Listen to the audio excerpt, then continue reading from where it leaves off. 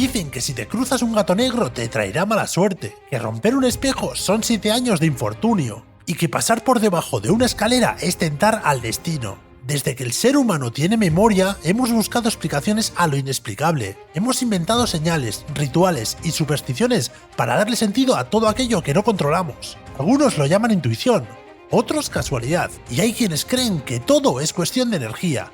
Pero, ¿y si estas pequeñas supersticiones tuvieran forma de piloto y de monoplaza?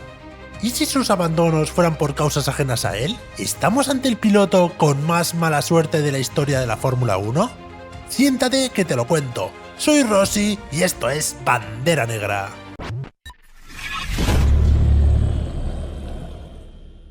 Dicen que la suerte no existe, que todo es estadística, probabilidad o simple consecuencia de decisiones. Pero si eso fuera cierto, alguien debería explicarnos qué demonios está pasando con Fernando Alonso este 2025. Porque lo suyo ya no parece una mala racha, parece que lo ha mirado un tuerto. Desde Australia hasta Austin, carrera tras carrera, el piloto asturiano ha sufrido una colección de abandonos tan variados como improbables. Y lo más desconcertante es que ninguno de ellos ha tenido realmente la culpa. Y espera, antes de que escribas el comentario hater anti-alonsista de época, espera escuchar los motivos de por qué digo esto. Pues vamos a repasarlos todos porque uno a uno forman un mosaico de lo que podríamos llamar, sin exagerar, la temporada más cruel de su carrera.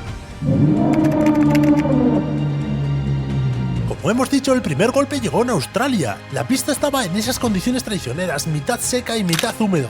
El tipo de asfalto que parece cambiar curva a curva.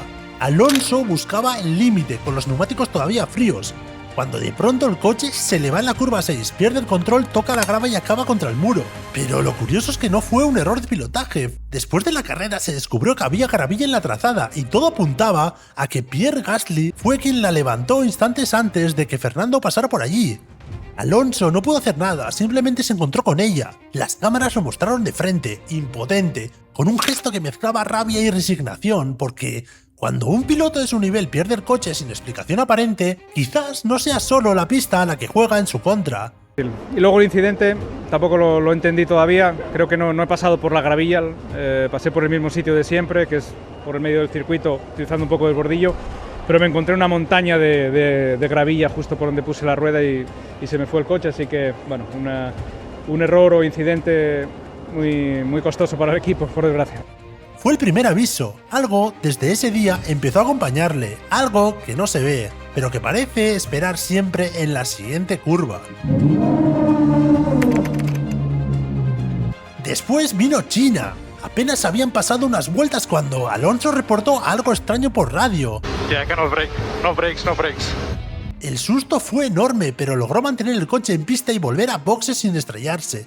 Aston Martin explicó después de la carrera que el problema venía del sistema de frenos. La geometría del conducto en el coche de Alonso era distinta a la de Stroll. Una variación mínima, lo suficiente para provocar un sobrecalentamiento que dejó al coche sin respuesta. Mientras el canadiense completaba la carrera sin un solo aviso, el coche de Fernando se apagaba por dentro. Ni un error humano, ni exceso de riesgo, simplemente otra pieza que se desajusta en su contra. Un coche roto, otra carrera perdida, 2 de 2. Si llega a pasar en la curva 13 o 14, creo que me hubiese llevado por delante a 5 o 6 coches, así que menos mal que es una curva que es muy larga y que vas frenando poco a poco con las marchas y el freno motor. Pero lo que cabe, hemos tenido suerte de no tener un accidente o algo. Lo que hay, tuvimos un problema con el freno hoy. Los frenos de atrás estaban muy calientes ya desde la primera vuelta. Hice el freno en la curva 1 y el pedal se fue al fondo sin ningún tipo de frenada. Y una sensación que empezaba a crecer. Algo parecía acompañarle. Fernando no conducía solo. El Gran Premio de Miami de 2025 comenzó con expectativas moderadas para Aston Martin. Fernando Alonso partía desde la 10ª posición, mientras que Lance Stroll salía desde la 16ª. Ambos pilotos mantenían el ritmo competitivo en las primeras vueltas, sin embargo la estrategia del equipo pronto se desvió del rumbo. Mientras Stroll fue llamado a boxes en la vuelta 20 cambiando a neumáticos duros, Alonso se mantuvo en la pista retrasando su parada. Esta decisión dejó a Alonso expuesto al tráfico y a los riesgos de un circuito urbano. Liam Lawson intentó mantener su posición por fuera de los límites de la pista en la curva 11, resultando en un contacto que envió a Alonso contra las barreras y terminó con su carrera en la sprint. Tras el incidente, Alonso expresó su enfado. En unas fases de carrera pidiendo al equipo entrar, ¿crees que la decisión de meter neumáticos de seco ha llegado un poco demasiado tarde? iba detrás de Hamilton y de Albon en carrera, ¿no? Y llevaba varias vueltas pidiendo los neumáticos de seco, pero el equipo creía que no eran necesarios y viendo que Hamilton ha acabado tercero, pues hubiésemos estado por ahí. No lo vi todavía, no lo vi en la tele, pero bueno, es secundario, ¿no? Nunca teníamos que haber estado luchando con Lawson, sino más con Hamilton por el podio. Y así, otra vez se dejó sentir esa presencia invisible que parece acompañarle en cada curva, recordando que a veces no basta con pilotar bien, hay elementos que escapan a todo control. Mónaco fue la siguiente parada en su Via Crucis, un lugar donde la suerte suele ser un personaje más del guión. Desde la vuelta 15 el motor de Fernando comenzó a mostrar signos de debilidad. Sin el sistema eléctrico activo, perdió 160 caballos de potencia. A pesar de ello, logró mantenerse en carrera, adaptando su estilo al exigente circuito urbano, pero en la vuelta 37 el motor Mercedes dijo basta. Fernando se detuvo en la rascas, sin contactos, sin errores de pilotaje, simplemente el coche se apagó. Lo irónico es que el motor Mercedes tiene los mejores índices de fiabilidad de la categoría. La última rotura de motor de un Mercedes fue un año atrás, es decir, una temporada de Fórmula 1 completa.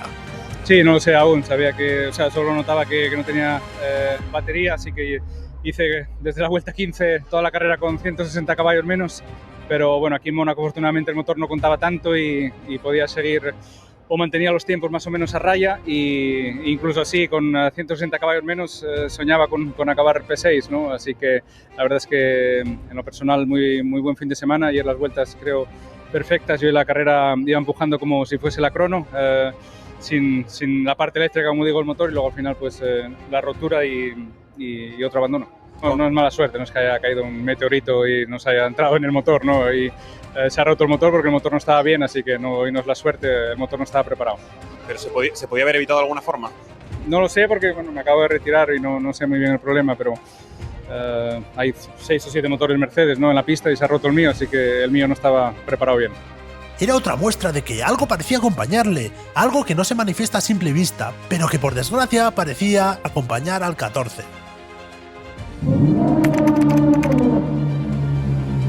La sprint de Austin comenzó con todos los coches en línea, listos para poner a prueba los reflejos y las estrategias desde el primer metro. Fernando Alonso tomó la iniciativa al acercarse a la primera curva, cerrando su trayectoria por el interior, con precisión milimétrica hasta colocarse en paralelo a Nico Hülkenberg. Cuando la parrilla se acercaba a la curva, Verstappen lideraba por el interior.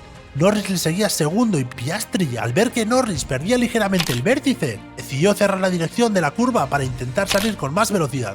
Este movimiento arriesgado y descoordinado generó un efecto embudo. Piastri colapsó en su maniobra y terminó golpeando a Nico, que no podía abrirse por el interior porque tenía a Fernando al lado.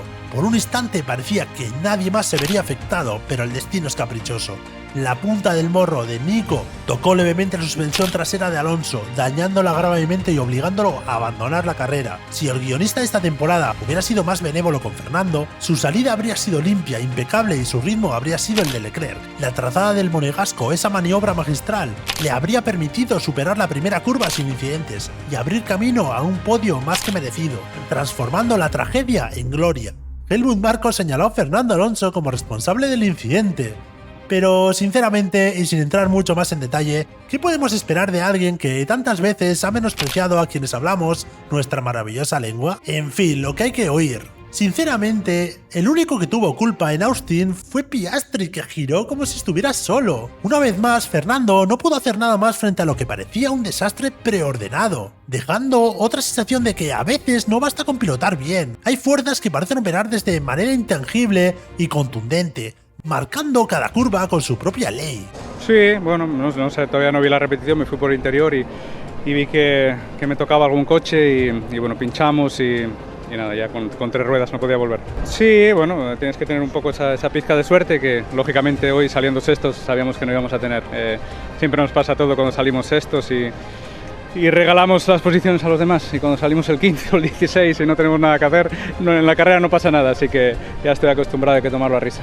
Creo que hicimos ayer una crono excepcional con el 8º coche según las simulaciones, salíamos sextos y lógicamente hoy tenía que pasar cosas en la primera curva y por supuesto a nosotros. Cuando miras todos estos casos juntos, la sensación es casi de incredulidad. Frenos, sensores, suspensiones, incidentes ajenos. Cada pieza del rompecabezas parece haber sido diseñada por mala fortuna, y lo más doloroso es que detrás de cada abandono no hay una decisión temeraria, ni un error de cálculo, ni un exceso de ambición, simplemente hay azar. Muchos aficionados ya no saben si reír o llorar porque hay algo cruel en ver cómo un piloto que sigue rindiendo a un nivel altísimo se queda fuera una y otra vez sin haber hecho nada mal. Y sí, podríamos decir que es mala suerte, pero cuando te pasan tantas veces, empieza a parecer un castigo. Quizás sea el destino recordándole a Alonso que nunca le gustó lo fácil, o quizás simplemente el universo del motor disfruta torturando a quien más ama este deporte.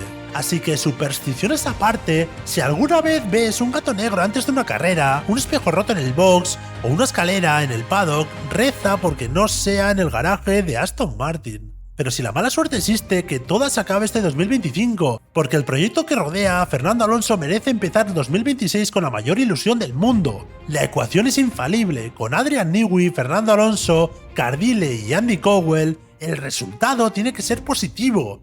Ahora sí, si le sumas Mike Crack y Lance Stroll, quizás el resultado final no sea tan favorable. Pero sea como sea, lo que queda es aprender, superar y recordar que en este deporte y en la vida, incluso lo invisible o la mala suerte, se inclina ante la determinación de quien nunca deja de luchar. Buenas noches. It's gonna be a torture. It's like the luckiest driver in the world.